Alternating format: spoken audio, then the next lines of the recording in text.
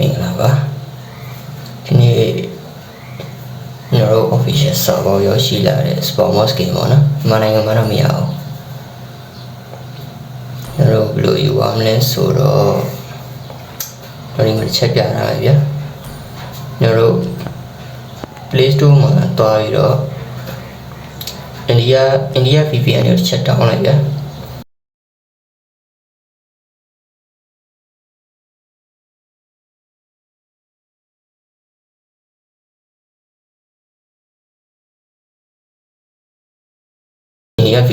VPN လေးပေါ့နော်ကျွန်တော်တောင်းပြီးသားမို့ပြလိုက်ရမှာ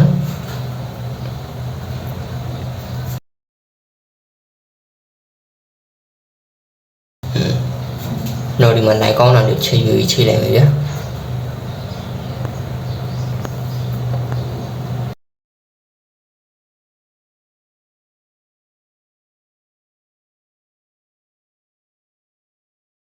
ကျွန်တော်ချိန်သွားပြီဆိုရင်တော့ကျွန်တော်တို့မွေးညံနဲ့ပြောင်းလိုက်ပါမယ်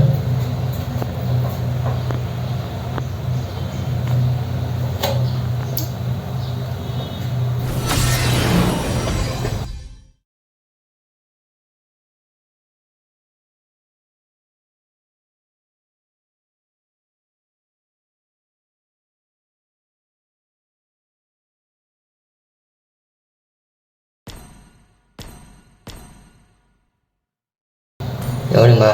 spawn mode event နဲ့ဝင်လိုက်မယ်ဆိုရင်ကျွန်တော်တို့ spawn mode skin တွေပေါ်လာပြီပေါ့ဗျာကျွန်တော်ဒီမှာ coin 6000နဲ့လဲလို့ရ coin 9000ပေါ့နော်9000နဲ့လဲလို့ရပါတယ်ကျွန်တော်တို့လဲပြီးသားပါကဲလို့ browser တော့ coin 9000မဖြည့်သေးဘူးဆိုရင် VPN ကြော်ပြီးတော့ gain နေဆော့ရမလို့ကျွန်တော်တို့ coin နေဆိုပြီးမှ VPN ကြီးကြော်ရဝင်ယူလိုက်ပါဝင်ယူလိုက်ရုံပါပဲဗျ